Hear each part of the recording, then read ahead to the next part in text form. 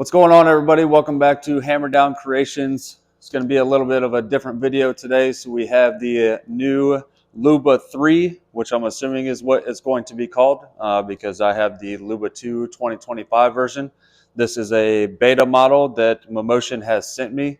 I didn't exactly sign up to be a beta tester, but I was selected to test it, maybe based off of the criteria of my yard and the slope that I have and the trees. And then the positioning of my house. But I was selected to test this model, so they did send it to me for free.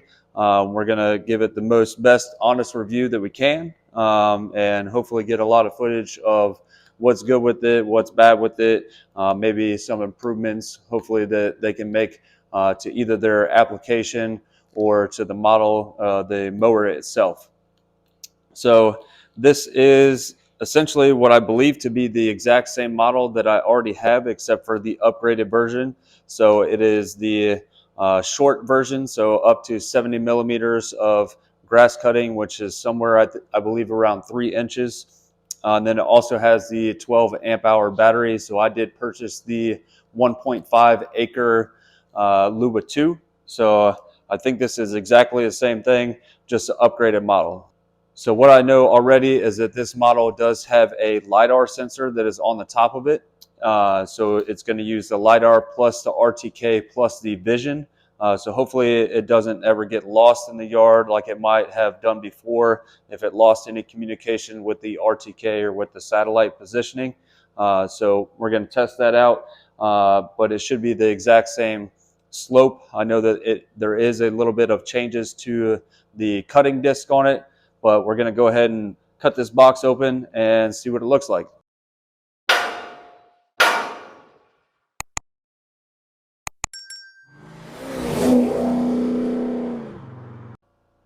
So before we start cutting it open, just going to cover a couple of things that are written on the side of the box. So as I talked about before, we do have the new LiDAR sensor plus the RTK plus the vision. Talked about the slope, so up to a 38.6 degree slope. So 80% slope. Like I said, my backyard does meet some of those criteria. Testing out, it is, I believe, somewhere around 25 degrees for some of it. There's a general picture of it. The slope again. So 20 different zones that it can manage in the app. The motors are 165 watts. And then here on the side, it does talk about, again, the 12 amp hour battery, 400 millimeter wide cutting area, and then up to the 70 millimeters in cut height. All right, let's get this thing cut open.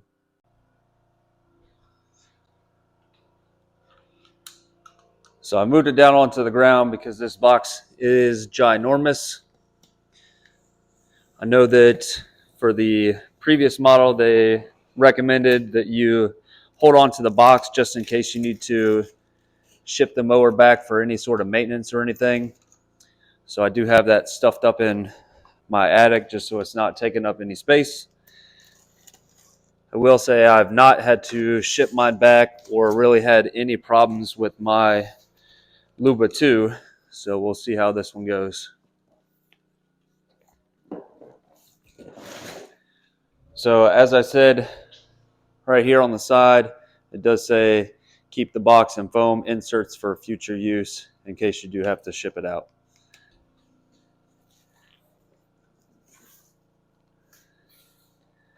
So same as the previous model, gives you this nice big quick start guide for the mower itself.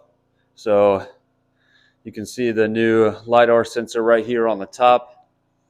And over here you can see how the cutting discs are a little bit different. One other noticeable feature is that the side skirts right here are removable now. So you have to put those on. I think on the previous model, those were permanently installed. Comes with a little owner's manual in this box. Front bumper assembly. Looks like you gotta screw that in just like on the Luba 2. This is the top cap for the charging station. Some nice durable foam. All right, let's get this thing pulled out of here.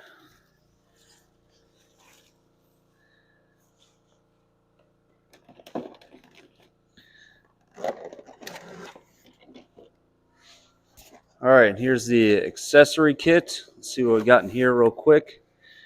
So kind of the same stuff as before. Charging brick, some spikes to run the charging station down on the ground, the quick disconnect blades, some more spikes, a cleaning brush, and then an assembly tool.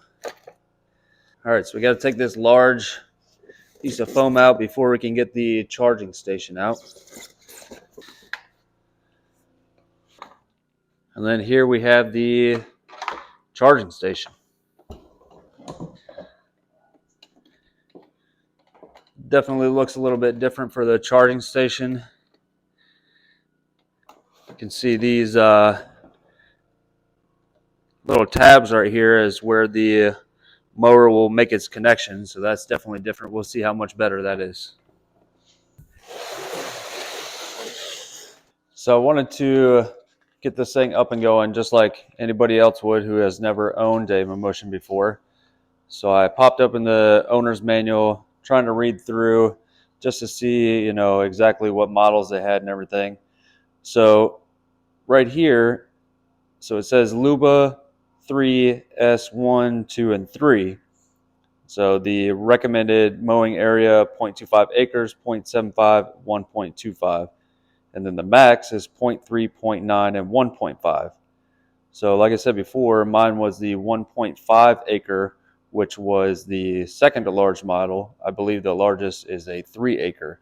So then I got to thinking, so you do have the H version right here, which is 0.25, 0.75, and 1.25 with the same 0.3, 0.9, and 1.25. Then you get to this page, which has the battery sizes, which is 9.4, 12 amp hour, and 15 amp hour. And on the side of the box, it did say 12 amp hour battery. So again, I believe that the Luba 3S2 and Luba S3 High 2 both have the 12 amp hour battery. So I'm pretty sure that's which model this is, but we're going to find out. Also, I did realize, so this mower does sit a little bit higher, so I think that this is the H version for the extra height, but again, I'll have to verify. We'll do a little side-by-side comparison between the two. So this is the installation guide that is provided to you inside of the box. Again, it's a really big sheet and it's pretty simple instructions. So first step, you just have to take out the screws in the front to put the front bumper on, and then also have to connect the cable and then hold the pins and push the bumper in. Step 2 again is the now removable side skirts which can be replaced. This is where it does tell you that you can flip the mower over so that the LiDAR sensor is sitting in the grass, and don't put it on concrete, obviously, because that has the potential of scratching it up. I have a nice bag that is full of rags, so we'll go ahead and throw it inside of there and throw those on. I think we should also put the disc or the cutting blades on as well if they're not already installed. So right here, you got to put the quick disconnect fuse into the back of the mower, which is another thing that I realized. So the connectors, or I guess the plates or whatever you want to call them right there for the charger, are different on this model. They're not flat. They're actually come out to a point, probably, I don't know, maybe a quarter of an inch that they stick out right here. So we'll see how that performs with the new charging station. Step 4, speaking of the charging station, so you put the little roof onto the charger so it covers those flaps where the connection is made. Step 5, you're going to take the charging station and screw it down into the grass. They do provide you with a nice little picture here that says hey, make sure that the charging station is facing towards the grass so that it can pull out into the grass instead of away from the grass. I'm not sure exactly how I feel about that, because I'm sure some people could, in fact, have it not be facing towards the grass, because the mower does its little turns and sometimes can tear up the grass when it's doing circles. Then you're going to hook it up to the charger. Step 6. So this is when you're going to get the app downloaded, create your map, connect to the mower, and start mowing. All right, let's get this thing assembled. So a couple more things that I noticed in the owner's manual that are a little bit different. So there is no RTK station. So the RTK reference station is used with NA models, while the iNav RTK box is used with the EU, UK, and Australian models. So we'll see what exactly that means. There is no RTK station like I previously had. I do know you can hook up more than one mower to an RTK station, but like I said, we're going to try and use it with that. So another thing in here, I don't remember seeing this in the previous owner's manual, but this is how to remove the battery. And I know a lot of people had concerns about how long the battery is going to last. Looks pretty easy. I mean, probably 25 screws there on the bottom. Pull the top cover off, and then the battery is accessed right there in the front, and you should be able to pull it right out. And this is for disposal, so I'm assuming that it would be easy to replace the battery if that was required. All right, so our first step is going to be getting this bumper installed, and then we got to put the screws into the front. So make sure that you keep this little baggie, because it does have 4 screws in it. I'm assuming that 2 of the other ones are going to go into the side skirts, because this one only has the 2 screw holes here on the top. So first thing we're going to do is pull this connector out a little bit, and you can see, let's see if I can zoom in here a little bit. So you can see right here is the clip for it. So we're going to go ahead and make sure that that gets clipped in here to the bumper. So you're going to push these 2 pins on the side right here. Get a nice little click. Then, like I said, you're going to take 2 of these little screws, they already got Loctite on them, and install them here on the top.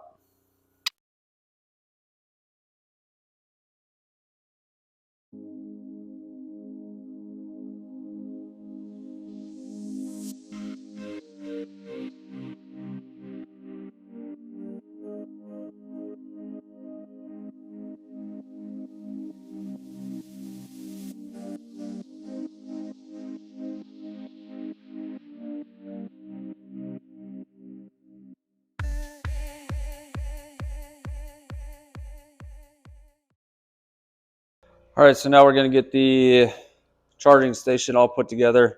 There's one sticker here on the top, which essentially just says, hey, install the top.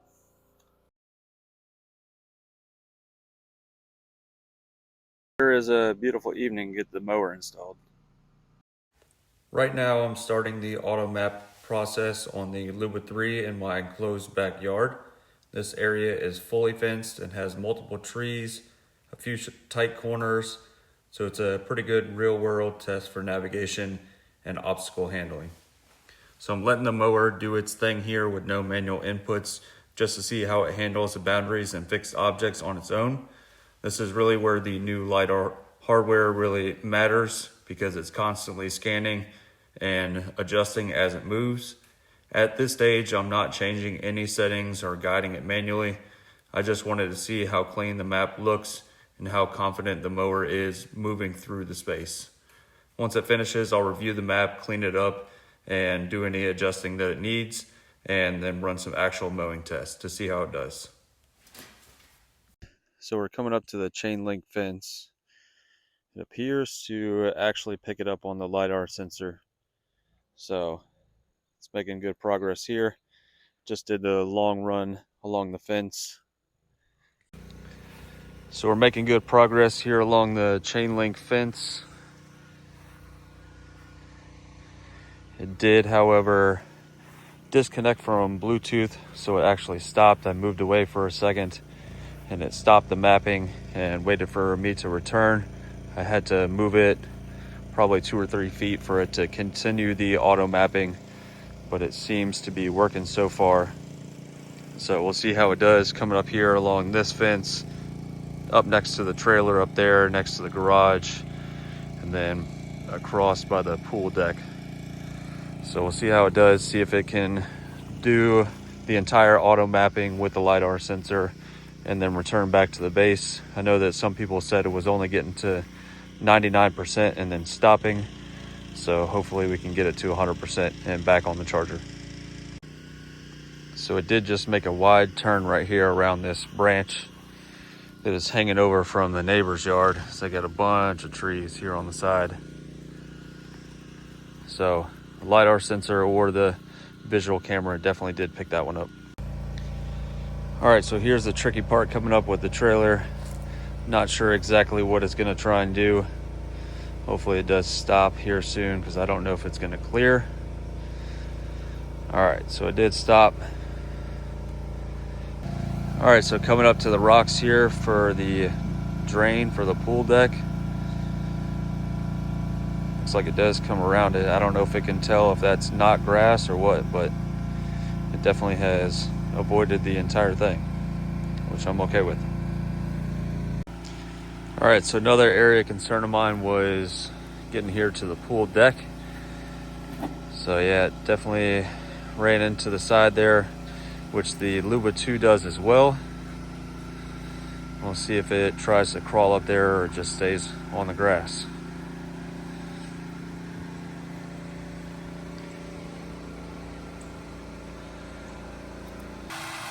Post auto mapping, which was successful. The map was saved. You can see right there, that's where the Luba 2 did all its circles. So we'll see how this one does. I know I'm already having some issues with the way that it sits on the charging pad. I'm not sure if the standard model has a different charging pad or not, but this one, when I put it onto the charger last night, did not appear to be sitting on there correctly. All right, so it did successfully charge. All right, so now we're off for our first mow. So I will say it seems a little bit quieter than the Luba 2. That may have been the different blades that I put on there or something, but it definitely is a little bit quieter. All right, so we're coming up on this here treed area. It's got some probably weeds that are just hanging over the side. We'll see if it stops. All right, so again, either the camera or the LiDAR is detecting something, so it is stopping and going around it. We'll see how it does on the way back up. Detects the branches hanging down. Well, I thought I wanted to go under it.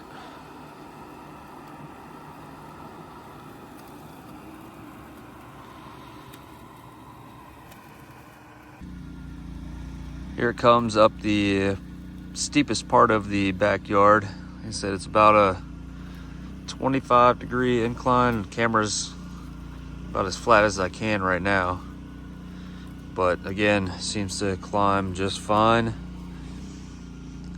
And then we'll see it turn around. They definitely do speed a little bit more going downhill, but still very controlled and also very straight. This is the only spot I've ever really seen it slip, and again, that was only when it was wet outside, so right now it's doing just fine. Day 2 of actual testing.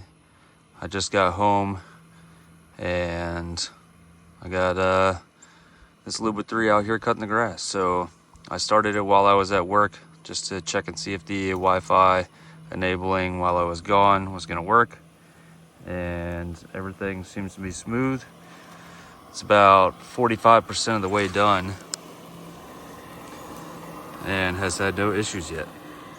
The LiDAR sensor appears to be working. Again, this is LiDAR only with no RTK. And I mean, it's been cutting some pretty straight lines out here. Nothing to complain about. So seems like it's doing good. It's not actually cutting any grass really at this point. It's just out here doing some testing. So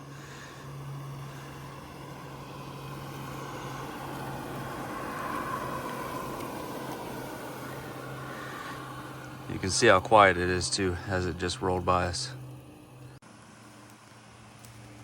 So you can see the LiDAR sensor is working pretty well. It's detected that tree there on the right. And hopefully, yep, picks the one up there on the left. And then steers its way in between the trees. So again, this is not mapped out at all as an obstruction or a no-go zone or anything. And it just continues on. All right, so this is the highest feet per second at 3.3. It's not really cutting any grass right now. This is pretty trimmed up, but seems to be functioning pretty well. And the obstacle avoidance with the LiDAR sensor is still working really well, even with the faster speeds. See right here that it's sliding down the hill just a little bit, but it's still keeping on track.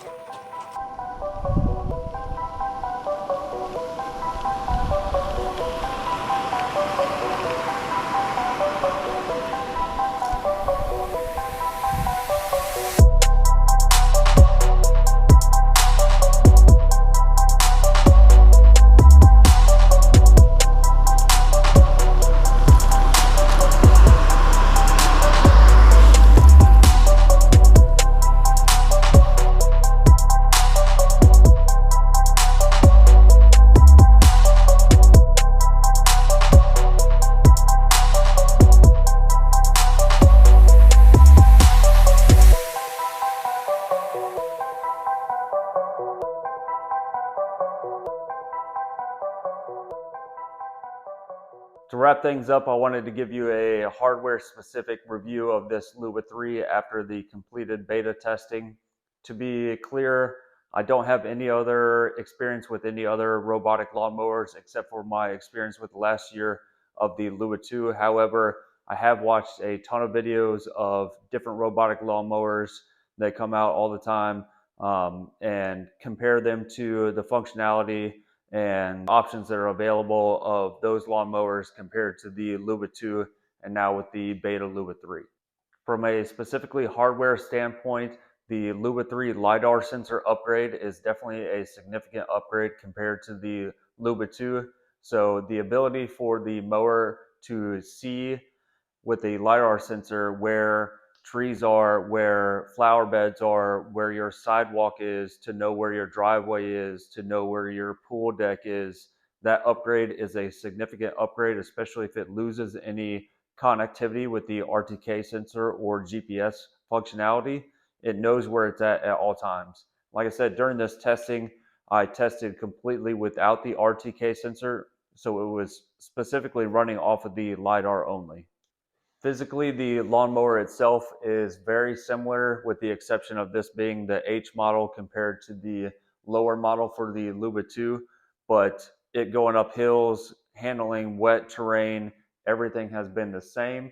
I will say the bottom of the mower has remained much more clear than the Luba 2 based off of the upgrades to the Luba 3 cutting disc.